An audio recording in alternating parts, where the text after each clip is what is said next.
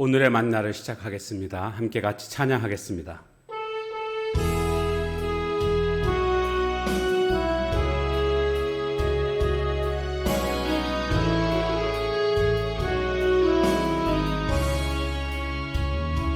성령 하나님 나를 만지소서. 상하고 깨어져 지친 나를 새롭게 하소서. 성령의 바람 시들은 내 영 살리소서. 성령 하나님 이 땅 고치소서. 죄악의 어둠 속 헤매는 우리 태워주소서. 성령의 불로 세상 헛된 맘 태우소서. 임하소서. 성령 하나님이시여 지금 이곳에 임하소서. 바람처럼 불처럼 성령이여 임하소서. 아멘. 하나님 말씀 고린도전서 12장 1절에서 11절까지 말씀입니다. 12장. 형제들아, 신령한 것에 대하여 나는 너희가 알지 못하기를 원하지 아니하노니 너희도 알거니와 너희가 이방인으로 있을 때에 말 못하는 우상에게로 끄는 그대로 끌려갔느니라. 그러므로 내가 너희에게 알리노니 하나님의 영으로 말하는 자는 누구든지 예수를 저주할 자라 하지 아니하고 또 성령으로 아니하고는 누구든지 예수를 주시라 할 수 없느니라. 은사는 여러 가지나 성령은 같고 직분은 여러 가지나 주는 같으며 또 사역은 여러 가지나 모든 것을 모든 사람 가운데서 이루시는 하나님은 같으니 각 사람에게 성령을 나타내심은 유익하게 하려 하심이라. 어떤 사람에게는 성령으로 말미암아 지혜의 말씀을, 어떤 사람에게는 같은 성령을 따라 지식의 말씀을, 다른 사람에게는 같은 성령으로 믿음을, 어떤 사람에게는 한 성령으로 병 고치는 은사를, 어떤 사람에게는 능력 행함을, 어떤 사람에게는 예언함을, 어떤 사람에게는 영들 분별함을, 다른 사람에게는 각종 방언 말함을, 어떤 사람에게는 방언들 통역함을 주시나니 이 모든 일은 같은 한 성령이 행하사 그의 뜻대로 각 사람에게 나누어 주시는 것이니라. 아멘. 고린도 교회에는 이 은사 문제로 아주 무질서한 모습을 나타내고 있었습니다. 예배 때에 경쟁적으로 자신의 은사를 과시했고 그래서 예배가 엉망인 이런 모습들이 나타나고 있었습니다. 그래서 바울 사도는 은사에 대해서 고린도 교회 성도들이 제대로 알기를 원했습니다. 1절 말씀에 보면 형제들아 신령한 것에 대하여, 즉 여기 신령한 것이 곧 은사입니다. 나는 너희가 알지 못하기를 원하지 아니하노니. 알지 못하기를 원하지 않는다. 부정의 부정이니까요. 너희들이 꼭 알기를 원한다. 이렇게 하면서 이제 그 은사에 대해서 지금 설명하고 있습니다. 자, 그런데 중요한 것은 바로 3절입니다. 그러므로 내가 너희에게 알리노니 하나님의 영으로 말하는 자는, 하나님의 영은 성령이죠. 성령으로 말하는 자는 누구든지 예수를 저주할 자라 하지 아니하고 예수는 저주받은 자다 이렇게 말할 수 없다라는 겁니다. 성령 받은 자는 예수님은 저주받은 자다 이렇게 말할 수 없다. 그리고요 또 성령으로는 아니고서는 누구든지 예수를 주시라 할 수 없느니라. 이것을 거꾸로 얘기하면 성령으로만 예수님을 주다 이렇게 고백할 수 있다라는 겁니다. 그러니까 성령이 역사해야만 예수님을 믿을 수 있게 된다라고 말하고 있는 것입니다. 이 고린도 교회 성도들은 과거에 다 우상을 섬기던 자들 아닙니까? 그런데 성령의 역사로 말미암아 그들이 예수님을 주라고 고백할 수 있게 됐다라는 겁니다. 그들이 믿음을 갖게 된 것. 그래서 하나님의 자녀가 된 것은 하나님의 은혜로 말미암아, 즉 성령으로 인하여서 그들이 예수님을 믿게 됐다. 이것을 지금 말해주고 있는 것입니다. 자, 그렇다고 한다면 오늘 믿고 있지 않는 가족들이 있습니까? 친척들이 있습니까? 내 주변에 그런 사람들이 있습니까? 그러면 그들이 어떻게 해야 예수님을 믿을 수 있을까요? 그들이 어떻게 해야 하나님의 자녀가 될 수 있을까요? 그것은 은혜가 임해야 됩니다. 어떤 은혜요? 성령의 은혜. 성령의 은혜가 임하게 될 때에 믿지 않는 자들이 예수님을 주다 이렇게 고백할 수 있게 되는 것입니다. 그러므로 오늘 우리는 성령의 은혜가 임하도록 우리가 함께 같이 기도해야 될 줄로 믿습니다.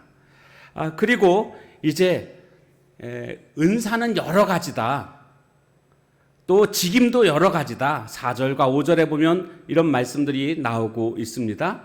은사도 여러 가지고 직임도 여러 가지만 오직 성령님은 한 분이시다. 이런 말씀이 나오고 있습니다.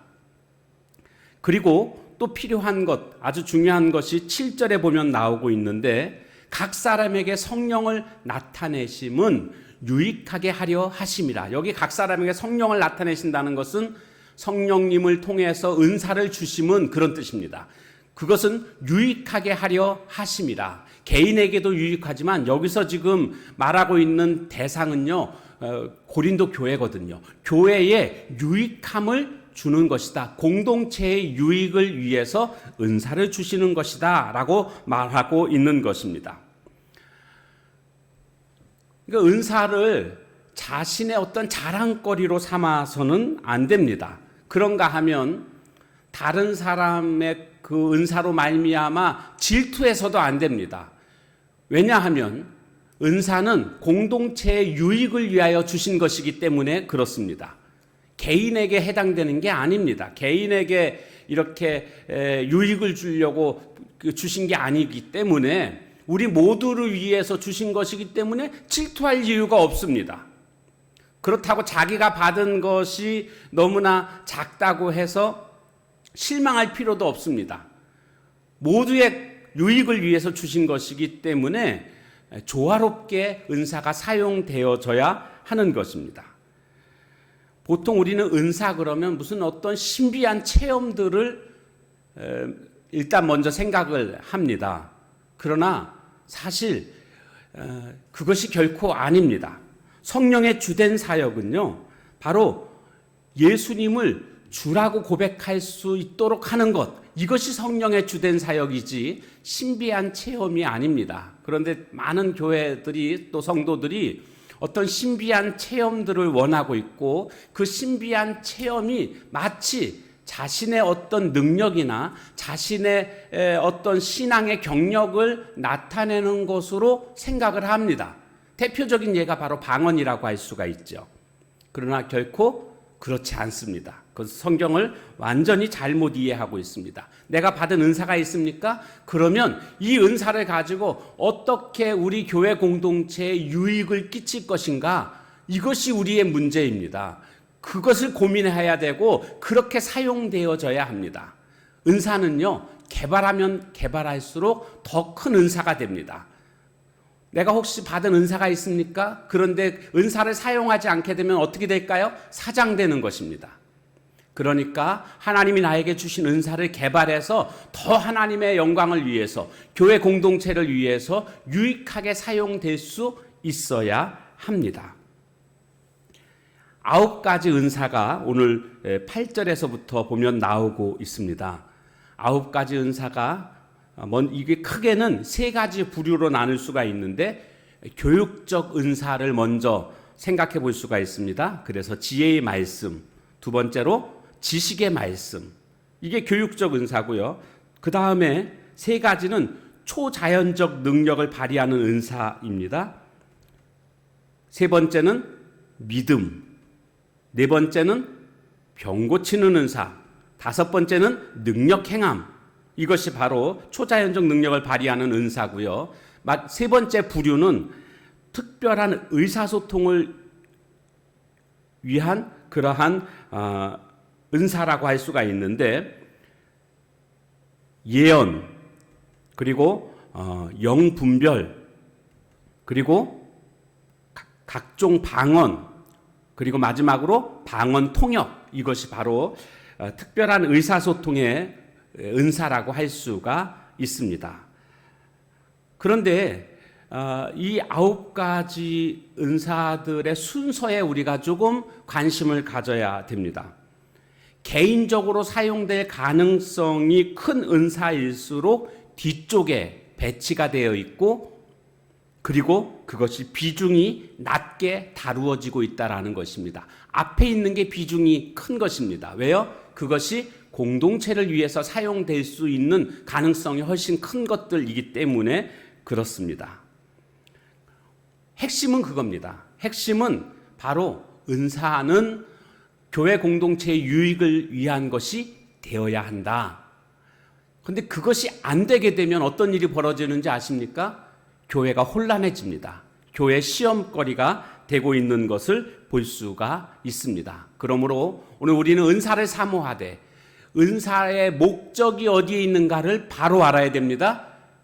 공동체의 유익을 위해서 은사가 주어지는 것인데, 그 은사를 주어지는 그 주체가 누구이신가 보니까 성령님이십니다. 성령님께서 성령님의 뜻 가운데에 은사를 주십니다. 우리의 계획과 우리의 능력에 따라서 주시는 것이 아니고, 오직 성령님께서 성령님의 뜻 가운데에 주시는 것이 은사입니다.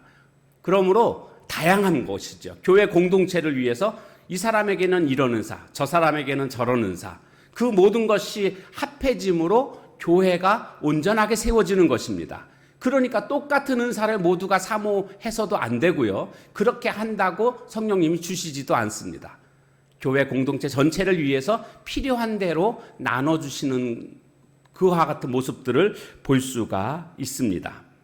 그러므로 오늘 우리가 이 성령의 은사를 통해서 교회 공동체가 온전하게 세워지는 그런 교회가 되기를 주님의 이름으로 축원합니다.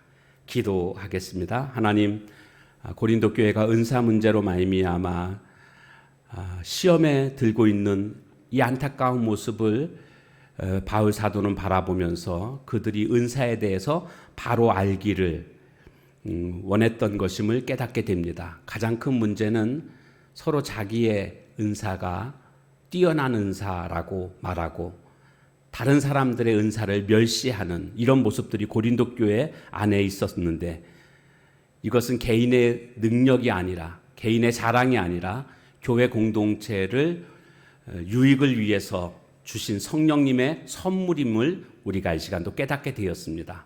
오늘 이 시대에도 성령님의 은사를 우리가 사모하되, 이것이 교회 공동체의 유익을 위해서 올바르게 사용되어야 함을 깨닫고 그렇게 사용할 수 있는 저희들 되게 하옵소서. 그래서 우리 교회가 성령의 은사로 말미암아 혼란스러운 교회가 아니라 오히려 성령의 은사로 말미암아 더욱더 든든히 서가는 우리 교회 되게 하옵소서.